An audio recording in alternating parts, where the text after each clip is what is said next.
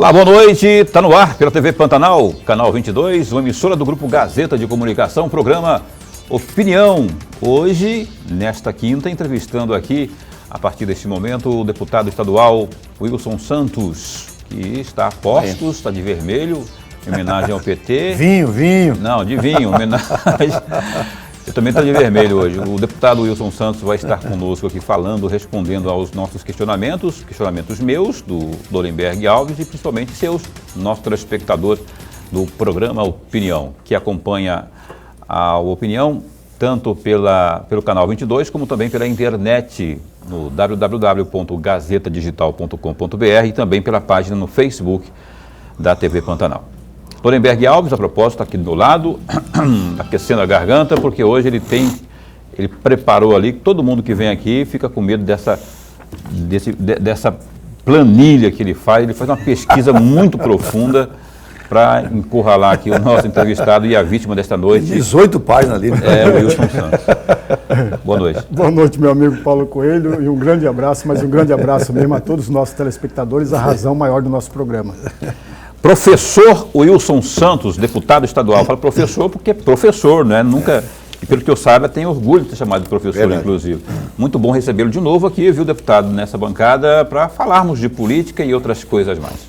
Paulo, eu que agradeço o convite, seu, do professor grande mestre Lorenberg. Acabei de ler um livro dele fantástico. E a você, telespectador, com certeza esse é o programa mais longevo, né, em termos de tempo, então permite a gente esclarecer aqui muitos assuntos, responder perguntas dos telespectadores. Eu estou aqui nesses próximos 60 minutos, inteirinho à disposição. Valeu! E você então, deu a dica aqui o deputado, você é o nosso convidado a participar, interagir. Tem alguma pergunta? Aquela pergunta que você quer fazer a um membro do parlamento, em especial ao deputado Wilson Santos? Então você pode ir ao WhatsApp 99932-2529, está aí na tela para você interagir com a gente. Satisfação muito grande. Você manda a pergunta em texto, a gente repassa aqui para o deputado.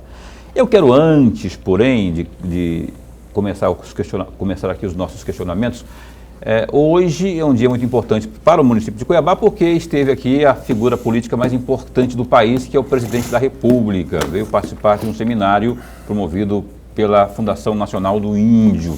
E aí rolou política, rolaram manifestos, né?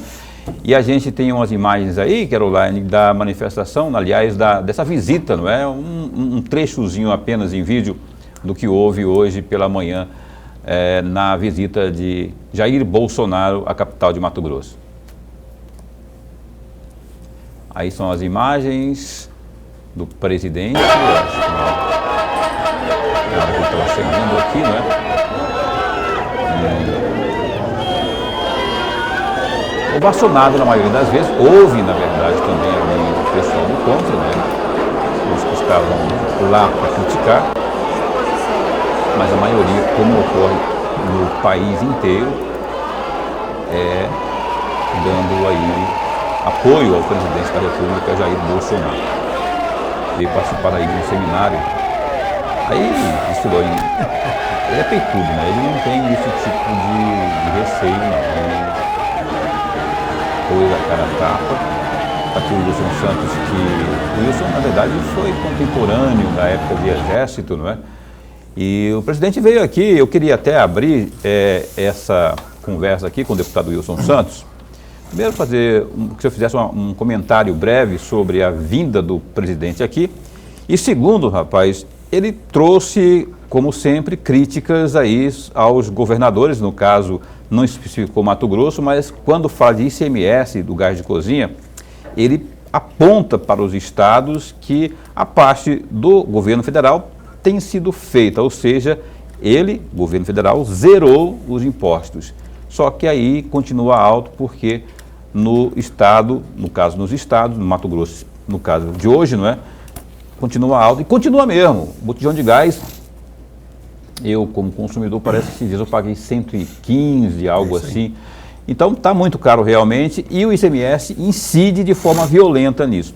Aí o Estado já emitiu uma nota dizendo que isso não há reajuste no ICMS aí há pelo menos 10 anos. Essa foi a nota emitida pela Secretaria de Comunicação. Queria que o senhor comentasse, até como vice-líder do governo na Assembleia, sobre essa fala do presidente e a resposta do governo do Estado. Bom, Paulo, eu votei no presidente Bolsonaro no segundo turno. Eu quero deixar minha posição clara aqui. Votei no PSDB, doutor Geraldo Alckmin, no primeiro turno, não fui para o segundo turno, e entre Haddad e o Bolsonaro, eu fui com o Bolsonaro. Tem várias posições dele que eu apoio, e tem várias que eu discordo. Por exemplo, hoje eu apoio 100%. Hoje ele esteve em Cuiabá para um ato com lideranças indígenas, onde ele vem apoiando o desejo de algumas etnias, não são todas, aí eu respeito a autodeterminação dos povos. Independência do... No caso, lá no Parecis, no Chapadão dos Parecis, lá eles já estão produzindo em 19 mil hectares 8 tipos de grãos, inclusive a soja preta, que é algo extraordinário. Uma saca hoje custa R$600 no mercado internacional. Conversei bastante com o cacique Rony, meu amigo. Eles plantam lá soja, arroz, feijão, soja preta, milho de pipoca, girassol. São 8 grãos. Em 19 mil hectares. Cada índio já está recebendo, em espécie, per capita, R$4.350. Além disso, com esse dinheiro faturado, eles emprestam para cada indígena de R$50 mil a R$100 mil, para que ele, com a sua família, isso é per capita, desenvolva projetos que ele quiser. Criação de galinha, suínos, piscicultura, isso aí fica a cargo. Além de mais dinheiro que tem. Então, está mudando completamente a realidade econômico-financeira dos Parecis e Mato Grosso. Eles são 2.700 indivíduos, vivem numa área de 1.200.000 hectares e tiraram 19 mil hectares apenas para produzir. Nesses 19 mil hectares, eles mudaram completamente a realidade. Mortalidade infantil chega agora a 0, qualidade de vida melhorou muito, as casas... Expectativa de vida também deve... Agora, tive também, no sábado e domingo, tive no Xingu. Lá eu tive na comunidade Cuicuro. Tá?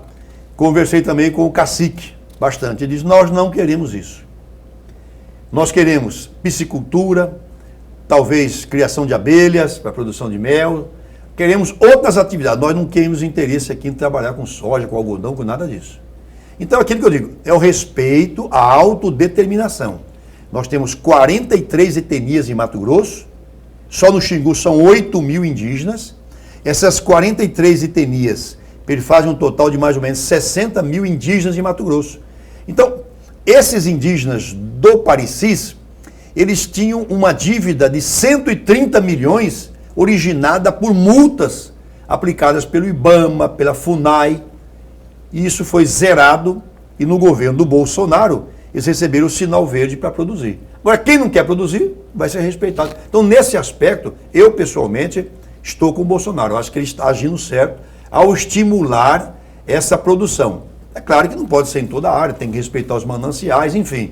O que não pode é a gente assistir à pauperização, né? A miséria absoluta que muitas etnias vivem em áreas gigantescas que podem minimamente serem exploradas. E a questão do ICMS, que foi o foco da minha pergunta, porque assim, o Bolsonaro tem batido nessa tecla aí, porque, gente, estão colocando a culpa na pessoa errada, estão apontando a metralhadora para cima de mim, quando na verdade cabe aí, tem a margem de lucro daquele que produz, tem o cara que transporta e tem o governo do Estado também com seus impostos. Bom, eu se fosse governador do Estado, eu responderia da seguinte forma. O governo federal é muito inteligente a colocação do presidente Bolsonaro e maliciosa. Porque o imposto federal sobre o gás é pouco. É mínimo, eu não sei o valor, mas é pouquíssimo, é a PIS/COFINS. É só isso. Então ele tira lá o mínimo e exige que o governador tire o máximo dele, que é o ICMS. Qual que seria a saída, na minha opinião? O governador dizer o seguinte, eu vou também dar o mesmo desconto que o governo federal dá. Se ele tirar R$5 no PIS/COFINS, eu vou tirar os 5. Se ele tirar 10, vou tirar. Agora, ele tira 5, você quer que eu tire 50? Não é porcentagem, né? Agora, os governos, desde setembro de 96, perderam direito ao ICMS nas commodities para exportação. O governo federal criou a Lei Candir, veio aqui, arrancou dos estados o direito líquido e certo que o estado tinha do ICMS sobre a exportação do algodão, exportação da carne viva, exportação do milho de pipoca, exportação de produtos semifaturados. Este governo federal tirou o ICMS do estado e quer continuar tirando mais. Então, a proposta é o seguinte, eu tiro R$5, você tira 50. Nenhum governador vai aceitar isso. Qual que seria o caminho, na minha opinião? O caminho seria colocar o botijão de gás na cesta básica. Olha, a propósito de Lei Candir, tem uma participação aqui, já pergunta ao Wilson Santos. Wilson, por que o governo estadual não isenta o gás e também os combustíveis, ou então reduz? O agro não paga ICMS devido à Lei Candir e sobra para o povo. A pessoa não se identificou. Retira muito rápido, não me fala quem é que está perguntando, mas parece que não se identificou, não. Eu repito aqui, eu defendo a colocação do botijão de gás na cesta básica. E o governador Mauro vem fazendo um movimento interessante. Como ele demora para anunciar as coisas, o Mauro tem isso, né? Ele demora para anunciar as coisas. Às vezes, quando anuncia, já perde todo o impacto. Ele fez um novo contrato com o governo boliviano, agora garantiu gás firme. Ele vai investir aí algo em torno de 13 milhões de reais e vai finalmente distribuir o gás para as indústrias no Distrito Industrial de Cuiabá. Esse gás está aí desde a gestão Dante Oliveira, está há mais de 20 anos. Nenhum sucessor do Dante conseguiu fazer isso. E o governador Mauro já resolveu estar licitando, que provavelmente até meados do ano que vem, todas as indústrias do Distrito Industrial de Cuiabá terão à sua porta a possibilidade de uma nova matriz energética, que é o gás. Certo? E aí ele quer avançar mais. Ele quer, o estado de Mato Grosso, quer fazer o gás social. Provavelmente nós teremos no ano que vem o gás mais barato do Brasil. Ele trabalha nesse sentido. Agora, se ele não fizer nesse caminho, eu defendo que ele traga o gás para a cesta básica. Orenberg. Deputado, antes de mais nada, registrar aqui a nossa alegria, o nosso prazer e honra de tê-lo mais uma vez aqui. O programa ganha muito com a sua presença. Obrigado. E o telespectador já está ganhando. E aproveitando o seu conhecimento, a sua experiência, tanto no Executivo quanto no Parlamento Federal e no Parlamento Estadual, e aproveitando o seu conhecimento, eu tenho 3 ou 4 temas que eu gostaria muito de ouvi-lo. Ambos, ou os 3, diz respeito à Assembleia Legislativa. E um deles sobre uma investigação que está tendo no Ministério Público a respeito da Secretaria de Educação. E uma moção de aplauso que foi aprovada no dia 18 agora na Assembleia Legislativa. Então são temas que eu gostaria muito de ouvi-lo, aproveitar o seu conhecimento. E a primeira tema que eu vou aproveitar aqui, deputado, aproveitando exatamente o seu conhecimento, eu gostaria muito de ouvir uma avaliação do senhor sobre a Assembleia Legislativa na atual legislatura a respeito da fiscalização, só da fiscalização. Porque a meu juízo, deputado, e eu estou provocando mesmo a reflexão do senhor, os parlamentos brasileiros pecam e pecam muito no que diz respeito à fiscalização. O Congresso Nacional, na atual legislatura, é um zero à esquerda. É uma mediocridade no que diz respeito à fiscalização. O artigo 49, inciso 10, ele simplesmente ignora. Um momento muito rapidamente foi a criação da CPI do Covid, que ressuscitou um pouco o ânimo do Congresso para fiscalização. Mas não passa disso. A mediocridade do Congresso é muito grande no que diz respeito à fiscalização. E voltando para a pergunta originária. Na avaliação do senhor, no aspecto fiscalização, qual é a avaliação que o senhor tem a respeito da Assembleia Legislativa de Mato Grosso? É uma pergunta muito profunda, né, professor? Posso dizer que, a partir do início dos anos 2000, com a consolidação das emendas parlamentares, que é introduzida na Constituição de 88, até então as outras 6 constituições nunca deram aos parlamentares o direito da emenda. A partir de 88, levou-se uma década mais ou menos para consolidar isso. Os parlamentares passaram a priorizar o resultado na ponta e reduziram a fiscalização num acordo com o Executivo. Eu pago a sua emenda desde que você não me dê trabalho. Então isto começa a ser observado a partir dos anos 2000, 2002, 2003 e reduziu-se efetivamente a fiscalização. A atual legislatura na Assembleia, ela tem uma base de mais ou menos 21 deputados estaduais que dão sustentação ao governo. E nós temos hoje em funcionamento, já em fase final, 3 CPIs. A CPI da Previdência, que é presidida pelo deputado João Batista, a CPI da Energisa, presidida pelo deputado Eliseu Nascimento, e a CPI de combate à sonegação, que é presidida por mim. Na nossa área, nós fizemos um trabalho de fiscalização e detectamos que no setor de combustíveis há uma perda, uma evasão, uma sonegação em torno de 18%. Isso dá mais de 600 milhões ano. Na área da mineração, está fechando agora o relatório desse capítulo, aqui a farra é solta, total. Porque a produção, especialmente de ouro, ela é autodeclarada. Então o produtor fala o que quiser sobre produção. Os municípios, sem exceção, não tem sequer um geólogo. Poconé, que produziu ano passado 595 milhões só em ouro, não possui um geólogo, não possui nenhum engenheiro de Minas, não tem nenhum setor de fiscalização. Você vai a Livramento, que produziu 410 milhões de reais no ano passado, não possui um geólogo, não tem um engenheiro de Minas, não tem um setor no fluxograma, no organograma da prefeitura para fiscalizar nada. A Agência Nacional de Mineração é um dinossauro desossado. Não tem condições mínimas. A SEMA não tem um helicóptero para fazer fiscalização, vistoria. Então, todo o aparelho estatal, estou dizendo aqui em relação ao ouro, completamente desfalcado, sem estrutura mínima para fazer a fiscalização. Perguntei ao empresário Filadelfo Dias, que é um dos grandes mineradores do estado, para cada R$1 arrecadado, quanto o senhor acha que é sonegado na área da mineração em Mato Grosso?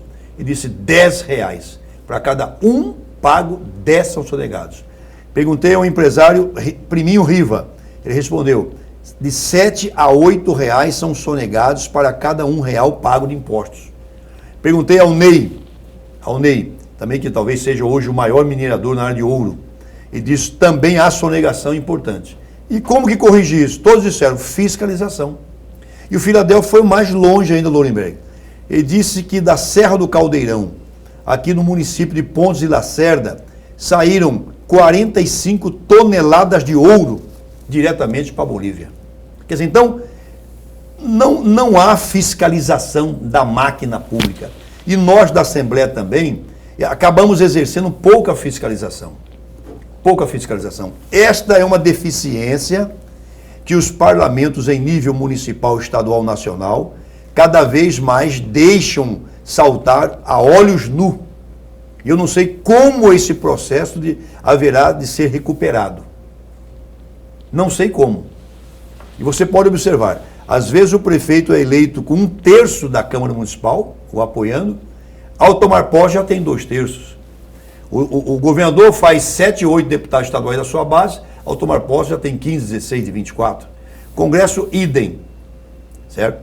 Então, essa questão, sem dúvida, é algo que você analisa com profundidade e seriedade.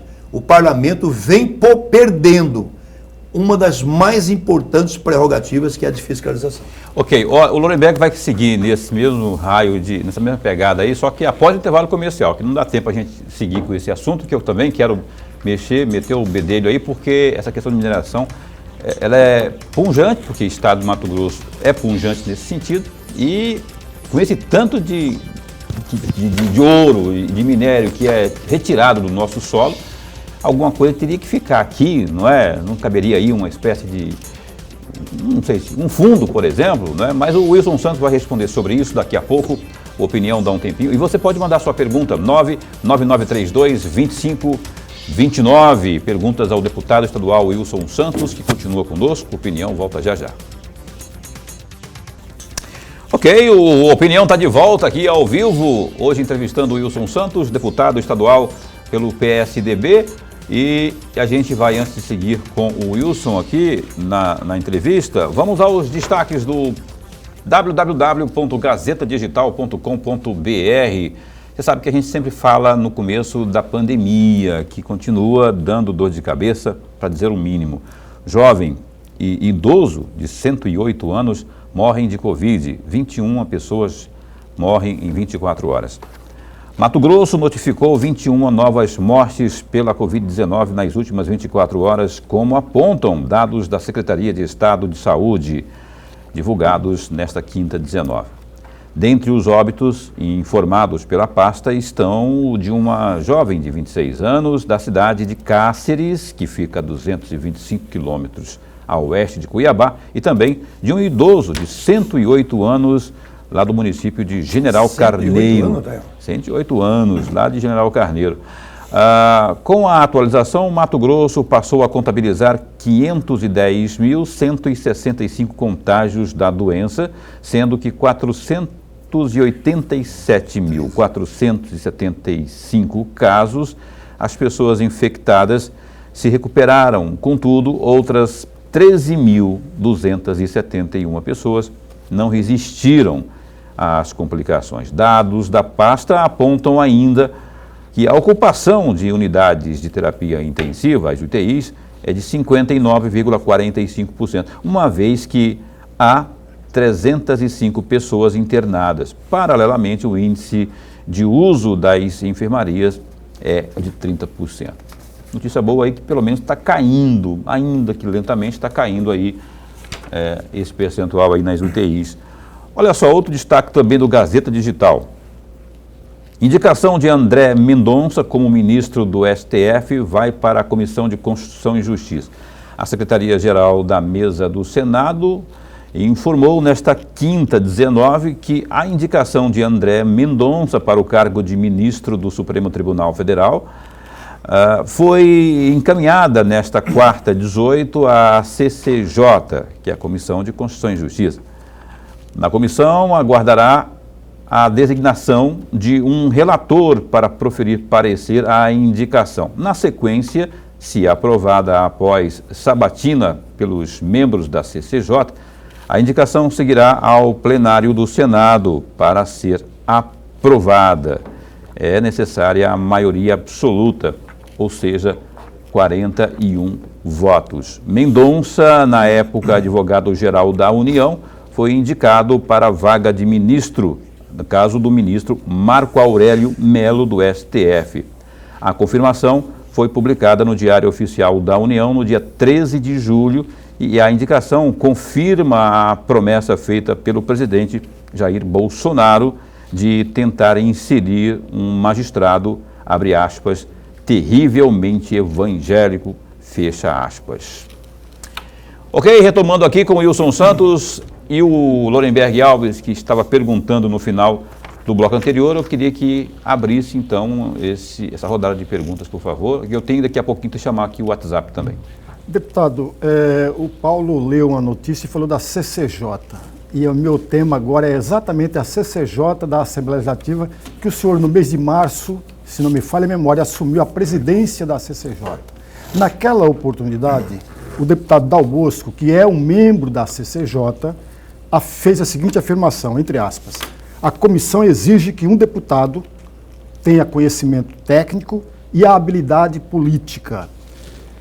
E o deputado Wilson Santos agrega essas duas qualidades, fecham aspas. Eu tenho 3 perguntas a fazer, mas vou juntar todas elas em uma só, deputado, até para o senhor ter mais tempo para a reflexão. A habilidade política é uma qualidade imprescindível a alguém que venha presidir a CCJ da Assembleia Legislativa? E uma segunda questão, qual é o papel exato da CCJ, até para ajudar a reflexão do amigo telespectador? E uma terceira, qual é o balanço que o senhor faz nessa legislatura da CCJ? Queria que o senhor corresse na resposta aí para a gente chamar aqui o telespectador que está perguntando. A segunda pergunta, a primeira é a habilidade política, a segunda... A importância da CCJ, até para qual é a função dela para ajudar o amigo telespectador e o balanço que o senhor faz da CCJ nessa atual legislatura. Bom, primeiro, o deputado Gilmar presidiu várias vezes a CCJ, fez um bom trabalho. A habilidade política sempre tem que existir, né? O respeito, o cavalheirismo, estabelecer critérios, não fugir deles, não ceder a pressões não republicanas, ter moderação ao encaminhar as questões, ser justo no encaminhamento, acho importante. A importância da comissão é porque ela é a última a analisar os projetos. Primeiro, o projeto passa pela comissão de mérito, educação, saúde, transporte, agricultura, aprovado lá que ele vem para a CCJ. Lá nós só analisamos aspectos de legalidade e constitucionalidade. Lá nós não analisamos o mérito. Quando ela chega lá a matéria, já foi analisado o mérito. E o balanço, nós recebemos em torno de 80 projetos por mês e procuramos fazer as sessões ordinárias uma vez por semana e estamos sempre de plantão durante as sessões. É a comissão que mais faz sessões, que mais oferta pareceres e que mais vota. A primeira, a segunda, foi respondido já? Eu coloquei a junta todas você elas. juntou tudo? Tem que fazer mais isso, né, Lorenberg? Juntar tudo aí. O telespectador está participando conosco, ou a telespectadora, não sei, conosco nesse instante, tem pergunta chegando aqui. Boa noite, deputado. O presidente da Assembleia Legislativa, o Marcos Russi, alertou que vai judicializar aí as mentiras que têm sido propagadas em relação aí ao projeto da pesca. Como o senhor vê essa decisão aí? Esse embate, de certa forma, aí não cria um desgaste dentro da Casa de Leis? O Alain Mesquita, repórter do Gazeta Digital. Tem mais um aqui. Boa noite. Eu sou a Nilma. A Nilma é aquela lá da pesca? E faço aí uma pergunta ao deputado Wilson Santos sobre o projeto do Max. Aí, ó, de novo, que é uma aberração o projeto do Marcos Russi, onde foi implantado aí a cota zero. Doutor Miguel... aqui é o Miguel Peter, é um artigo só que ela está citando aqui, não é? Vou até ler aqui, cientista sênior de ictiologia brasileira, também mundial, no seu artigo, aspas, pesca e solte, proteção ou dano para os peixes. Ele deixa claro que a maioria dos países que praticavam o pesca e solte já proibiram essa prática, descrevendo todas as maldades que essa prática causa aí para os peixes, incluindo aí a altíssima taxa de mortalidade aí depois aí da soltura dos peixes, exemplificada pelo dourado, que cabe aqui uma pergunta simples: qual a base científica que o senhor se embasou para impor uma lei tão nefasta para os peixes dos rios Manso e também o Cuiabazinho? Tá. Olá, Paulo. Vamos lá. Primeira resposta. Eu trouxe aqui. O projeto do deputado Max, ele começou de um jeito e terminou completamente oposto. Este aqui é o primeiro, vou passar às suas mãos. Ele propõe um berçário da barragem de Manso, 5 quilômetros para baixo e 5 quilômetros para cima, ninguém poderia praticar a pesca, exceto aqueles que vivem dessa pesca para a subsistência. Só. Está aqui, eu passo suas mãos, se quiser ler. Esse é o projeto original que foi apresentado no dia 2 de setembro de 2020. O deputado Max queria um berçário ali, 5 quilômetros abaixo e 5 acima do lado de Manso. É isso que o senhor leu? Exatamente. Bom, esse projeto correu. Quando ele apareceu, eu consultei a Associação do Segmento de Pesca, que levou a alguns cientistas, doutores em ictiologia, Chico Peixe, professores da UFMT, professores doutores da Unemate, todos disseram, parabéns, parabéns, pode voltar o projeto. Então, quando você é leigo no assunto, você recorre a quem é doutor. Eu não entendo de pesca. Então eu fui aos cientistas e disseram, Wilson, pode votar. Ok, fomos embora. De repente eles fizeram o quê, Paulo? Aqui está o projeto original, a capa, eles mantiveram o rosto do projeto, essa mesma ementa. A mesma ementa. Está aqui, agora passa você a lei. Veja que a ementa é a mesma.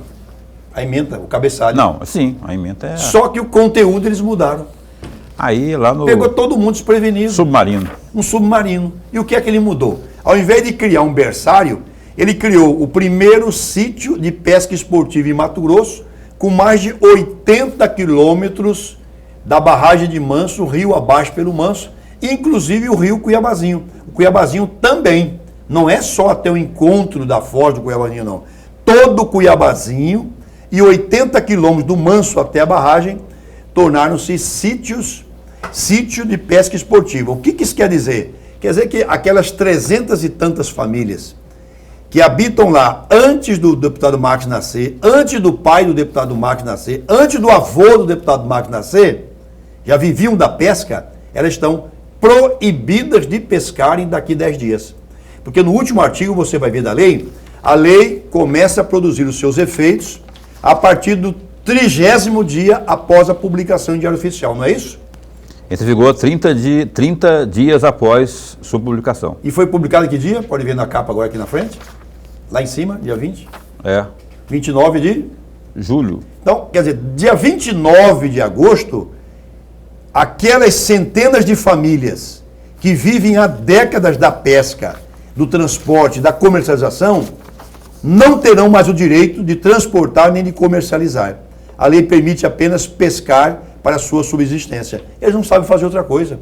Eles não têm carteira assinada, não são servidores públicos, eles vivem disto. Então, quer dizer, pensou-se um projeto de fazer um berçário, fizeram um sítio de pesca esportiva e nunca pensaram no pescador. Nunca foram lá consultar a comunidade, não foi feita nenhuma audiência pública. A primeira vai ser feita agora segunda-feira por minha provocação. Quer dizer, então, é algo que nós queremos devolver o direito desses pescadores voltarem a atuar ali. E não só, se o senhor, professor Lorenberg, quiser amanhã ou depois de ir lá pescar com seu filho, o senhor tem um direito. O rio, ele é de todos, ele é plural, desde que se respeite a legislação. Então, esta legislação aqui, ela é questionável. Se nós não revertermos essa situação no parlamento, nós vamos ao judiciário. Eu fui informado, Paulo, recentemente, preciso confirmar, que o rio Cuiabá é um rio federal. Se confirmar que o rio Cuiabá é um rio federal, essa lei não tem nenhum efeito. E olha só, a classe tem que se mobilizar, não é? O deputado está falando aí de uma audiência pública nos próximos dias aí. Segunda-feira, 14 horas. Fiquem atentos aí, porque é um momento de se fazer pressão. É na base da força popular, não é? Evidentemente, aquela força saudável, pressão saudável, né? Legítima, que se mudam as coisas, Lorenberg Alves. Eu posso ainda responder a Nilma? Ela fala sobre o Pesque Solte, rapidinho. O Pesque Solte, que estão querendo implantar em Mato Grosso, nós estamos de novo na contramão. A Suíça e a Alemanha já proibiram o Pesque Solte. Já há relatos, há documentos, publicações em revistas internacionais de ciência, de que o Pesque Solte é uma crueldade na forma de lazer. Mas só que é também que gera uma economia significativa, porque emprega muitas pessoas, né? É uma discussão a ser travada aí, viu, deputado? Essa questão mas Paulo, você e eu somos... Eu não estou defendendo aqui aquilo que não, Eu entendo. Tem que ser observado isso mesmo. Mas vem uma geração nova aí, que são os seus filhos, meus filhos, netos, que essa geração vai lutar pela natureza. Essa geração não vai aceitar você brincar com boi, com vaca, se divertir com a crueldade. Ela não vai aceitar isso. Tá? Então, já há países muito mais evoluídos, com IDH, com nível de escolaridade superior nosso, que já não aceita mais isso. Você quer o peixe, vai lá, mata e come. Isso é uma possibilidade real. ou você ir lá brincar, furar o olho dele, arregaçar com a boca dele, E soltar depois? arregaçar com a guelra, destruir o estômago dele e soltar, mais de 80% morre. O dourado é o que mais morre. Como carcaça não flutua, ninguém vê. Mas quase todos esses peixes que são pescados e soltos, eles morrem.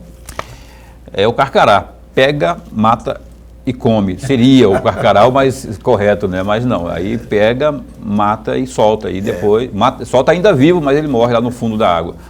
Bate a fotinha, faz a filmagem. Põe no Instagram, no Facebook. Olha a opinião, dá um tempinho aqui. O Lorenberg vai continuar perguntando, e eu também, e você também, após o intervalo comercial, 99932-2529. A gente volta já para o último bloco com o Wilson Santos. Um instante só. Ok, estamos de volta aqui ao vivo com o programa Opinião, entrevistando hoje o Homem de Vermelho, The Man in Red, de vinho. Cor de vinho. O Wilson Santos. Tem uma pergunta que chegou aqui agora, bora ver quem está perguntando aqui ao nosso entrevistado. Deputado, qual o projeto aprovado pelo senhor que veio de impacto para a sociedade? Alguém que está pagando para ver aí. Vamos lá. Quero saber o que o senhor fez. A pessoa não se identificou. Olha, eu acho que esse é meu amigo, hein?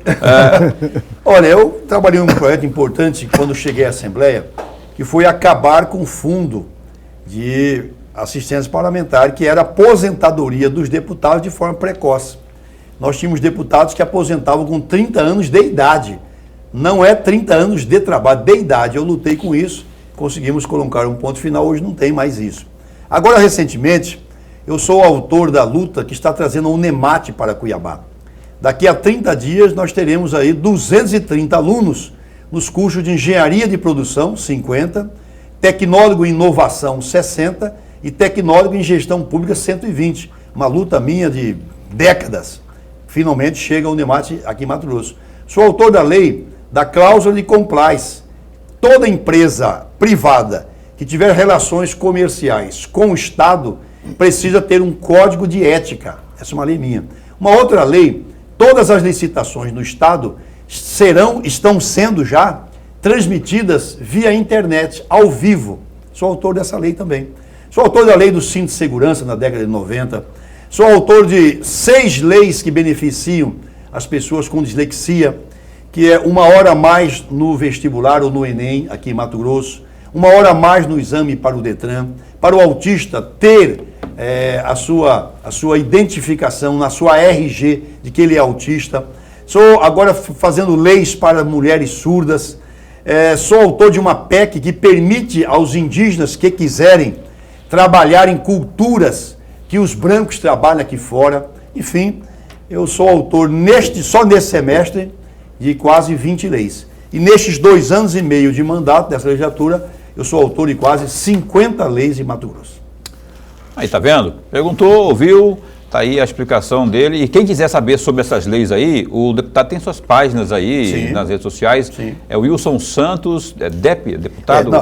No Instagram, inclusive eu tenho lá um link só para isso. No Instagram, Wilson Santos MT. Wilson Santos junto, MT junto. Você vai ver todos os projetos e todas as nossas leis. E no Facebook, Wilson Santos Oficial.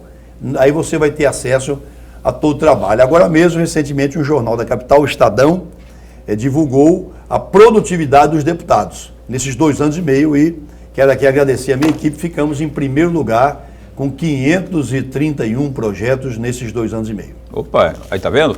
Só acessar as redes sociais do deputado Wilson Santos, que é o Wilson Santos, não é porque ele torce para o Santos, não, também, mas poderia ser, né? E operário, né? E eu seria Paulo Flamengo, porque eu sou... Olha só, ô deputado, a gente falava aqui agora há pouco, nos blocos anteriores, aí sobre a mineração. E aí eu dei uma pincelada sobre uma sugestão aí, talvez eu tenha pensado nisso já. Não seria o caso de criar um fundo aí sobre a mineração? De repente já temos o FETAB aí, não é? E você acha que isso não viria parcialmente, pelo menos, resolver isso? Coelho, eu quero dizer que na última vez que eu estive aqui, num diálogo com você, o professor Lorenberg, nasceu essa ideia. E nós estamos agora preparando o relatório do capítulo mineração. E provavelmente nós vamos propor a criação de uma taxa de monitoramento, fiscalização,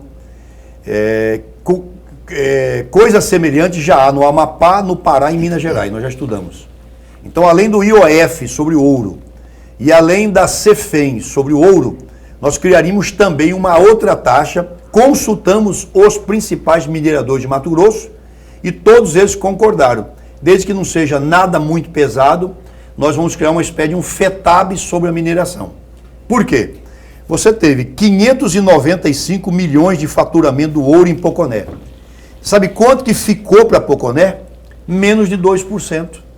E se você observar uma imagem aérea da zona urbana de Poconé, você não acredita. Você acha que está na Lua, está em Marte, muito a degradada. buraqueira que está lá. Então, para compensar essa degradação ambiental, que nem todos os empresários cumprem o PRAD, que é o Programa de Recuperação de Áreas Degradadas, nem todos cumprem. Então, para compensar isso, nós vamos propor no relatório final da mineração a criação de uma taxa de fiscalização e monitoramento da atividade mineral no Estado. Até onde eu sei, e não sei muito, mas eu sei alguma coisa, isso que você está falando aí é inconstitucional, se partir de um parlamento, de um parlamentar, né? Que você está propondo aí que se crie um fundo, né? Isso desde 88 então não se pode mais. Como que seria feito isso aí? Bom, Paulo, primeiro você está corretíssimo. Tanto é que no Pará, em Minas Gerais e no Amapá, as empresas entraram com atos, com ações diretas de inconstitucionalidade. Perderam todas. Nenhuma venceu. Tá? E nós vamos só propor, nós não vamos criar. Então, dentro das sugestões no relatório, haverá uma proposição. Sim. Fica o executivo a cargo de tomar uma espécie de anteprojeto. Não, claro. Tá aí, chefia, faz isso, aí. Sim. Mauro Mendes, faz isso aí, ajuda o povo. Vamos lá, Lorenberg. Deputado, mais uma vez eu vou recorrer à sua sabedoria, ao seu conhecimento, para trazer à nossa conversa um detalhe importante. Em 2020, em dezembro de 2020, o deputado Valdir Barranco procurou o Ministério Público para criar uma comissão para avaliar apostilas compradas pela Secretaria de Educação e recebeu livros encaminhados pela União. E aí o conteúdo das apostilas e que estão sendo investigados pelo Ministério Público. Aliás, tem duas investigações a respeito. Uma no patrimonial e outra na educação, para investigar esse detalhe aqui. E aí a minha pergunta, na verdade, a minha cobrança, uma reflexão do senhor. O que discutiu, o que se sabe dentro da Assembleia Legislativa a respeito destas investigações? Quase nada. Mas eu não me lembro por provocação de qual colega deputado, convidamos recentemente o secretário Alan Porto, ele compareceu essa semana na Assembleia para explicar sobre isso. Agora eu posso falar porque eu sou professor. E eu trabalhei com apostilas. Como eu trabalhei em cursinho pré-vestibular, ensino médio na rede privada, trabalhei no Anglo, hoje sim, no São Gonçalo com o material do Objetivo, no Positivo Press, trabalhei com Bardal, trabalhei no Antares, no Master, lecionei durante mais de 20 anos com apostilas. O que eu quero dizer é o seguinte, mais de 60% dos alunos que terminam o ensino fundamental, depois de 9 anos de ensino, de escola, não sabem ler. Os poucos que conseguem ler com pontuação correta, com acentuação, não conseguem interpretar o que leem. Menos de 5% conseguem ler, escrever, interpretar o que leram e escreveram. É uma tragédia. Mais do que o número de mortos e acidentes de trânsito, mais do que o número de homicídios no país, a maior tragédia do Brasil é condenar gerações e gerações à lata do lixo, com a educação de lixo que se oferece nesse país. E ontem, aliás... Então, Paulo, só para concluir, o que você quer dizer com isso? Quero dizer o seguinte, seria ideal, ótimo, que nós ofertássemos livros para os nossos alunos desde o primeiro ano fundamental. Livros e mais livros na literatura Machado de Assis, os professores e mestres e escritores mato-grossenses regional, na área de física, química, biologia, tudo. Eles não conseguem ler. Nós não estamos conseguindo alfabetizar os nossos alunos. Então, o que é a apostila? A apostila é o livro resumido.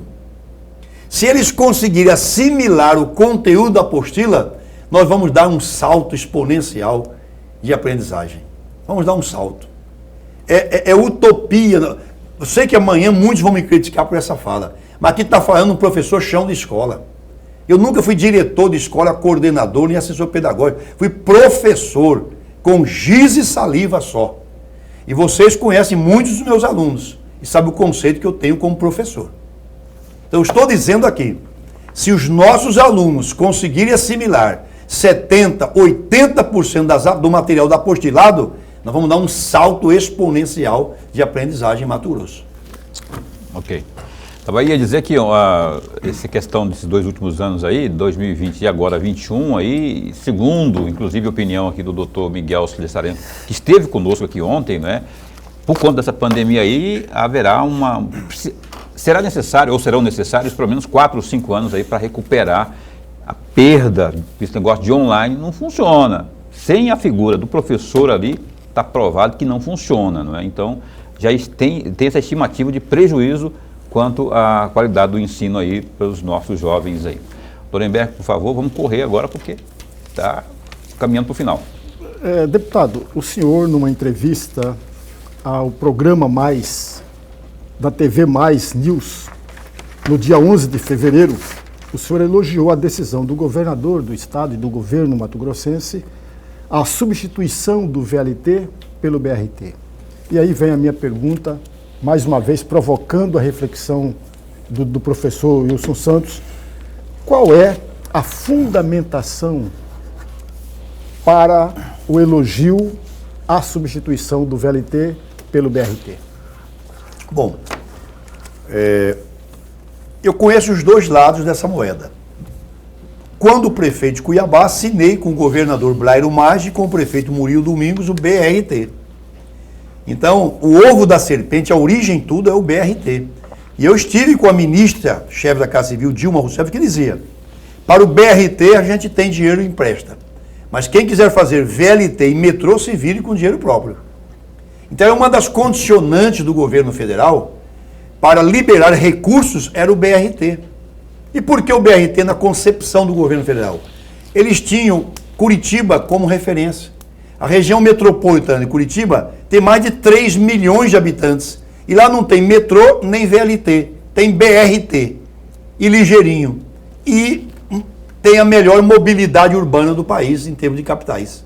Ora, se 3 milhões e tanto o BRT é suficiente, a região de Cuiabá, 900 mil habitantes, Várzea Grande e Cuiabá. 1/3, talvez 1/4 de tudo isso. Então era um raciocínio cartesiano, lógico, inteligente. Se a grande Curitiba, o BRT satisfaz, por que Cuiabá quer VLT, quer BRT, quer metrô? Então, isso foi uma condicionante que o governo Lula e Dilma colocaram. E aí, eu, prefeito de Cuiabá, assinei, o governador era o Blairo Maggi, assinou, e Várzea Grande assinou o Murilo Domingos. Fechamos o BRT. Depois deixei a prefeitura. Por liderança do deputado José Riva, ele carreou mais 21 deputados e com 22 deputados pressionou o governador Silval. E o governador Silval não aguentou a pressão da Assembleia e cedeu. Então houve a mudança para o VLT. Nessa mudança, foi obrigado a fazer um crime no Ministério das Cidades lá, onde fizeram uma adulteração no parecer, que era um parecer contra a VLT a favor do BRT. Uma das diretoras foi demitida, exonerada da função comissionada, respondeu na justiça, foi punida e pagou com os serviços comunitários por essa adulteração. Muito bem. Decidiu-se fazer o VLT. Gastou-se 1,66 bilhão de reais. O VLT tem 55% pronto. Certo? Quando chega agora o governo Mauro Mendes, ele resolve trabalhar com o BRT. A minha fala foi no sentido seguinte, gente, pelo amor de Deus, tanto o VLT quanto o BRT são superiores ao que está aí. Mas eu acho que o BRT é mais fácil, mais barato. E depois para expansão. Por quê? Porque ele vem do aeroporto e termina aqui em frente o comando da PM. Numa linha de 15 quilômetros, passando pela FEB, Prainha, Avenida CPA. Depois do Morro da Luz, ele abre numa perpendicular e vai mais 7,2 para o Cospó. Acaba ali perto da loja da Ravan hoje. Mas não chega no pé 90, não chega no Parque Cuiabá, Não chega aqui no Três Barras, não chega no Dr. Fábio, não chega lá em cima no Jardim Colorado. O BRT você pode expandir isso com mais facilidade, muito mais barato. E eu, na minha concepção pessoal, acho que a gente pode usar aí o BRT uns 15, 20 anos, depois a gente avança para o VLT. Hoje, para você funcionar o VLT, você teria que ter em torno de 250 mil passageiros dia. Você não vai ter hoje mais do que 120 mil passageiros. Extremamente deficitário. Mas esse dinheiro em março de 2016, Paulo, o VLT dava um prejuízo de mais ou menos 38 milhões ano, em março de 2016. Teria que subsidiar 38 milhões. Hoje daria isso o quê? 50, 55 milhões ano. Em 10 anos, 550 milhões. Faria um segundo BRT. Então, a minha opinião é, tanto o VLT quanto o BRT são superiores ao que está aí. Que saia o mais rápido possível. Mas já tem o dinheiro que já foi gasto, né? 1 bi 66. Pois é. Sim. Mas desse 1 bi 66, mais ou menos hoje uns 450 milhões, você consegue vender os carros que estão aí. Você tem aí hoje essas locomotivas que elas são interessantes no mercado. Você não teria muita dificuldade em vender. Então você recupera uma parte desse dinheiro. E o Estado já pagou quase tudo. Eu posso afirmar a você que o Estado já pagou mais de 600 milhões do VLT, do empréstimo feito junto ao governo federal. Deputado Wilson, para encerrar aqui o programa, eu tenho que encerrar, eu tenho horário de rede para obedecer. Queria que o senhor fizesse um comentário breve sobre o PSDB, rapaz. É o partido ao qual o senhor pertence, tem aí a visita prevista aí do Eduardo Leite, parece que o Dória está pensando se vem, se não vem. Vem também. Como é que está a preparação, ou como estão os preparativos aí para o ano que vem, já que o PSDB quer voltar ao protagonismo? O PSDB tem 4 pré-candidatos, né, que irão disputar no dia 21 de novembro, quem será o candidato oficial do partido à presidência. É o ex-prefeito de Manaus e ex-senador Arthur Virgílio, é pré-candidato. O atual governador de São Paulo, João Dória Júnior, é pré-candidato. O senador Tasso Gereissati, ex-governador do Ceará, é pré-candidato. E o atual governador do Rio Grande do Sul, jovem Eduardo Leite. Temos 4 pré-candidatos. Provavelmente os 4 visitarão Cuiabá, Mato Grosso. O João Dória Júnior já marcou para dia 24 de setembro, estará aqui. O Eduardo Leite deve vir ainda em agosto. Todos serão recebidos, apresentados à imprensa, questionados por qualquer cidadão. Todos estarão apresentando suas ideias para governar o país. E aqui no estado do Mato Grosso, o PSDB ano que vem, desapega de Mauro Mendes, ou como é que é? Como é que está? O PSDB, por enquanto, nenhum membro manifestou-se interessado em disputar o governo do estado. É um partido que tem quadros, temos aí o Nilson Leitão, que está querendo também. Temos o Nilson Leitão, que já foi deputado estadual, Ari deputado Lafim federal. Também. Temos aí o prefeito Ari Lafim de Sorriso, o ex-prefeito de Cáceres também, fez uma grande gestão, o Francis Mares, o ex-governador Rogério Sá. Então o partido tem. Agora, se o partido não tiver candidatura a governo, a tendência nossa é marchar com o governador Mauro para a reeleição. Wilson Santos, torcedor do Santos. Está jogando agora. Está jogando. Depois do Flamengo. Não, Flamengo lá no Paraguai. É verdade. Deputado, muito obrigado por ter vindo aqui, viu? O programa Opinião agradece. Eu queria só fazer um adendo aqui, bem rapidinho. Nós falamos aqui dessa questão da lei da pesca. O deputado presidente da Assembleia, o Marcos Russi, foi citado aqui. A gente cita sempre, todo momento, né? E aí eu já convidei o Marcos para vir aqui várias vezes e não veio porque não quis ainda. Então o espaço está aberto, viu, presidente? Assim que o senhor estiver aí, quiser responder a isso e a outras questões, mas estamos à disposição aqui. Aliás, parece que vai amanhã lá no Notícia de Frente, na Vila Real, no Jornal do Meio-Dia, coisa assim. Deputado, muito obrigado por ter vindo aqui. Esse espaço está sempre aberto e a postos para bem informar. Paulo, eu quero só responder por último o Alain Mesquita. Não tem nenhum problema o deputado judicializar, faz parte do debate democrático, político. Acho que ele vai judicializar e perder. Porque se o Rio Cuiabá for realmente um rio federal, a lei não produz efeitos. Em relação ao desgaste para a Assembleia, não, pelo contrário, a Assembleia está bem. A Assembleia fez enfrentamentos ao Executivo importantes. Manteve a legislação sobre energia solar, a questão da Previdência, brigamos até melhorar a situação dos aposentados e pensionistas. A Assembleia tem tido de um tempo para cá uma posição interessante de independência.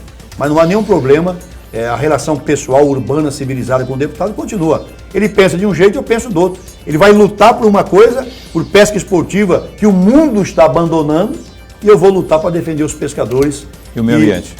E o meio ambiente. Obrigado, Paulo. Ajudar aqui, até para a gente encerrar a entrevista. Vai ser meu suplente na próxima. Ok, só que não. Obrigado, Lorenberg, até amanhã. Até amanhã. Abraço para o Rafael, também para o Edilson, quem mais está ali, o Marcelo, o pessoal que está na assessoria aqui do nosso querido deputado Wilson Santos. Amanhã a gente entrevista na sexta-feira o Alexandre Bustamante, secretário de Estado de Segurança Pública, ao vivo às 7h30 da noite. Não perca, eu espero você aqui, ó, canal 22, uma emissora do Grupo Gazeta de Comunicação. Até lá, fica bem, fica com Deus também.